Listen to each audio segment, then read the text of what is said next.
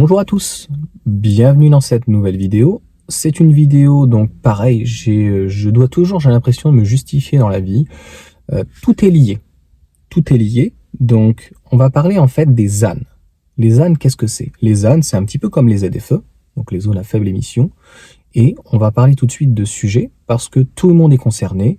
Et au même titre que la voiture électrique, c'est toujours compliqué quand on est en immeuble, donc il faut réfléchir en fait si c'est à portée de main, s'il y a des solutions. Je tiens à dire qu'il y a un youtubeur, je ne sais plus comment il s'appelle, qui est super sympa et intéressant. Lui, il recharge, donc il a une Tesla, il a le mode Sentinelle, et il recharge donc pour 20 ou 30 centimes la nuit en extérieur.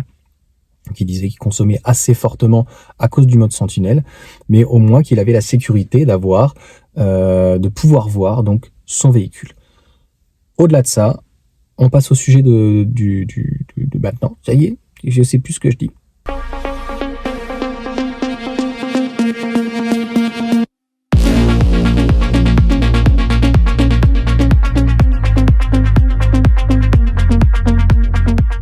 Donc j'ai vu une information sur le ZAN, zone artificielle, je ne sais plus comment, tu regarderas. C'est très intéressant parce que je ne connaissais pas cette information-là. Moi, c'est quelque chose qui m'intéresse fortement. Et quand je suis allé en mairie pour moi avec au niveau de l'urbanisme, et ben je connaissais pas cette loi. Donc les zones artificielles et les zones en fait naturelles. Une zone artificielle, c'est une zone en fait qui est déjà urbanisée. Je comprends pas pourquoi on dit ça va être de pire en pire, bien sûr. J'ai vu ça en fait parce que je crois que c'est dans le sud-est. Ouais, je ne sais plus quel politicien a dit non, je ne veux pas vous suivre. Alors, est-ce que c'est uniquement politique ou est-ce que c'est sincère? Parce que, en gros, à terme, ce qu'ils veulent, c'est comme une ZFE, c'est-à-dire donc il y ait des zones à faible émission avec du 30 km/h, peut-être même du 10. Oui, ils essayent toujours de nous emmerder sur la voiture individuelle, qu'elle soit thermique ou électrique. Donc, ils vont te dire, bah, à 30 km/h, tu vas tellement lentement, prends une trottinette électrique. Ah oui, prends un scooter. Prends autre chose. Donc, moi, je trouve que c'est pas la bonne solution. Et là, c'est la même chose avec cette ZAN où, en gros, ben, on est en train de te faire dire les zones qui sont naturelles. Ça part d'une bonne idée, d'un bon principe. Les zones naturelles, les zones, en fait, où il y a du paysage, où c'est verduré, eh ben, on pourra plus construire et on pourra construire que sur les parties urbanisées. Ça veut dire quoi? Ça veut dire qu'un immeuble, peut-être comme à Monaco, va être rasé parce qu'il fait 5 étages pour en faire 12. Ça veut dire que des maisons de ville, des belles maisons de ville avec un très grand terrain, bah, il y en aura peut-être une ou un lot d'ensemble et il va pousser des immeubles. Moi, je suis pas du tout favorable parce qu'on voit en fait la direction depuis la loi SRU qui est passée depuis 2001. Tout va dans la paupérisation. Pour une mairie, eux, c'est beaucoup plus simple. Ça veut dire qu'en fait, ils n'ont pas besoin de faire le réseau d'assainissement. Il est déjà, en fait, sur place, urbanisé. Donc, ça ne leur pose pas de problème. Et donc, bah, ils vont te raser une maison, des valeurs pour, en fait, te mettre une tour et toujours densifier de plus en plus les villes. C'est ça le problème. Alors qu'en fait, il faudrait déjà commencer par densifier plutôt les villages. Et densifier les villages, ça passe par, oui, pourquoi pas une journée de 4 jours, la semaine de 4 jours, les télétravails au maximum pour ceux qui peuvent. Mais encore une fois, un plombier, un électricien, un carreleur, un peintre, un mécanicien, c'est compliqué de faire du télétravail, on est d'accord. Donc ça sera pas pour tout le monde. Mais on peut inciter donc les gens à, pour le coup, vraiment, sincèrement, rester chez eux, d'être épanouis. Il y en a, je sais, qui n'aiment pas. Il y en a qui veulent aller au travail, qui ont besoin d'avoir des amis, de ressentis. J'ai fait une vidéo d'ailleurs sur les amis. Moi, je fais partie plutôt des gens, si j'avais pu, je me fais du télétravail toute la semaine. Je m'en fiche en fait de voir des collègues, surtout des gens qui racontent n'importe quoi sur toi. Moi, je me rappelle une petite anecdote sur ma femme où on a 3 enfants et ça papotait comme quoi c'était de 3 hommes de la société et 3 hommes différents. Qu'est-ce que les femmes sont vraiment méchantes en entreprise, les gens ils parlent sur ton cul, c'est quand même assez hallucinant. Donc, c'est une vidéo qui... Tout est lié sur l'immobilier, sur l'automobile, sur un ensemble, puisque si tu n'as pas de maison, tu peux pas avoir de panneau. Si tu n'as pas de maison, t'as peut-être pas une descente de garage, t'as pas la proximité pour pouvoir brancher ta voiture. Et donc, ça fait partie de l'indépendance. Maison, voiture, branchement, peut-être panneau, batterie. et ces ZAN qui, d'un côté, ça peut être bien parce que ça va laisser des endroits donc fleuris, des endroits avec des arbres, avec de la verdure. Moi, je suis même pour que, limite, on cultive dans ces endroits, qu'on fasse des potagers, etc. J'ai fait des petits shorts là-dessus où, en gros, ils n'entretiennent plus. Donc, c'est pour plus entretenir. Autant donner, en fait, des petits potagers à des gens qui sont en immeuble et qui puissent faire leurs fruits et légumes. Et non, aujourd'hui, on cherche pas du tout à émanciper les gens. On veut vraiment les cadrer. En Chine, c'est quand même, il y a des endroits, j'avais vu, les gens dorment limite comme dans un cercueil, quoi. Ils dorment dans 2 mètres carrés, les trucs, ils sont là au-dessus de l'autre. Limite, tu vas dans un Formule 1, c'est le grand luxe, quoi, hein, franchement. Hein. Donc, moi, je suis, en tout cas, je voulais vous alerter là-dessus. C'est dans plutôt 2030, 2035, maximum 2050. Donc, il y en a qui me disent, bah, moi, je serais déjà mort, je m'en fiche. Mais je voulais quand même en parler pour les futures générations, pas que pour nous. C'est encore au-delà de la loi SRU, c'est quelque chose qui va transformer encore la France, qui va transformer le pays.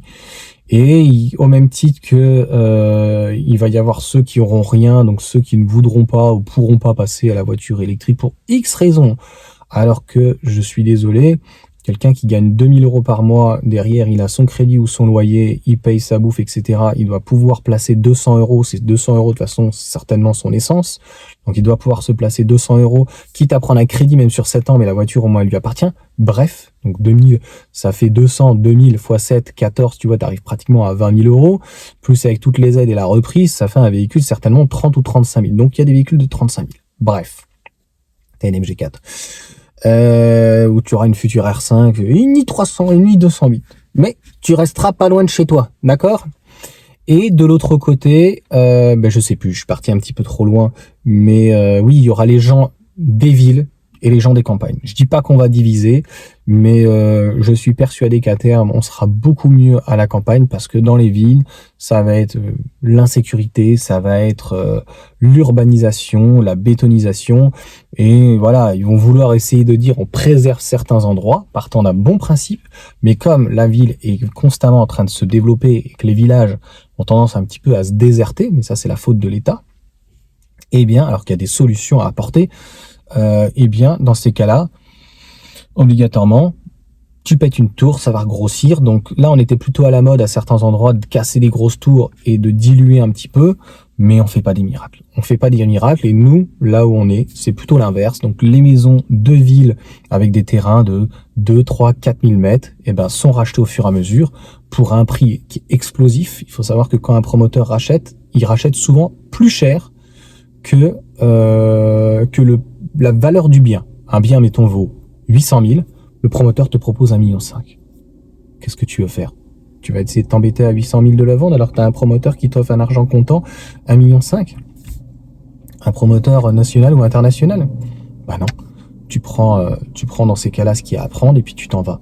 Voilà, et puis tu t'en fiches de savoir que ta ville va être complètement transformée et que le centre-village, le cœur du village, il n'est pas plus vivant au final. Avec plus de monde, il est un peu déserté. Et puis c'est cette manière du social qui, moi, ne me correspond pas du tout, puisqu'il amène énormément de pauvreté. C'est pas du 1%. Voilà. Donc pour ceux qui connaissent et qui s'intéressent là-dessus à l'urbanisme, moi c'est quelque chose qui m'intéresse énormément, qui est passionnant. Et dans la vie, malheureusement ou heureusement, on n'a rien sans mal. Et il y en a qui ne comprennent pas les tenants des aboutissants. Mais encore une fois, l'État est quand même très très très généreux pour ceux qui travaillent pas, peu, qui ont envie de travailler juste des fois à mi-temps. Il y a encore des aides, des aides, des aides, des aides. Donc sur la voiture électrique, je ne sais pas si c'est bien ou pas bien, en tout cas d'avoir des aides, mais il y en a de partout, donc faut pas croire que voilà, 4 000, 5 000, 7 000, 8 000 € d'aide sur un véhicule électrique. Quand tu vois toutes les aides à l'année qui sont faites sur les aides pour les enfants, les APL, les aides de la rentrée, il y a même, je crois, les chômeurs ont une prime pour Noël. Bon, tu m'as compris. Il va falloir que je m'arrête parce que sinon ça va être une vidéo clairement privé. Et ce n'est pas ce que je veux, donc ça sera une vidéo qui sera très certainement très peu vue. Très peu vue par aussi peut-être les abonnés et puis le référencement. Mais à terme, il y a des gens qui vont se renseigner et se poser des questions sur qu'est-ce que c'est une ZAN. Et même moi, je ne le savais pas. Et c'est la personne de l'urbanisme qui m'en a parlé. J'ai été assez choqué en plus qu'on parle de zones artificielles. Ce n'est pas rien. Ce n'est pas avant, on appelle ça des zones urbaines. Hein, un PLU, plan local d'urbanisme, l'urbanisme, urbaniser, la construction. Là, on parle d'artificiel, donc des endroits naturels et des endroits artificiels. Donc, on nous prépare aussi à une certaine robotisation, un certain transhumanisme peut-être, comme certains pourraient le dire. Encore une fois, il ne faut pas tomber dans la folie du complotisme ou quoi que ce soit. Ça part des fois d'un bon sentiment, mais ils ne se rendent pas toujours des fois compte des conséquences parce qu'il y a des intérêts financiers derrière. C'est financier, encore une fois, de démolir un promoteur, il est heureux de démolir une maison. Enfin, c'est horrible à dire, hein. Même une vieille maison en pierre, il est content de la démolir. Il fait un immeuble, ça lui fait du fric, tout le monde est content. Mais après, ça dénature complètement, encore une fois, le cœur d'une ville, d'un village, et en 10 ou 20 ou 30 ans, on se dit, mais il y a une transformation, on reconnaît plus l'endroit, il n'y a plus cette chaleur, cette présence où les gens donc ont parlé d'un petit village avec des âmes, avec les gens se disent bonjour, et là en fait, oui, artificiel, c'est le cas de le dire, artificiel, pourquoi? Parce que les gens se croisent, ne se disent plus bonjour, et en fait il n'y a plus de lien, il n'y a plus de réel contact, connexion. La connexion est maintenant que comme ça.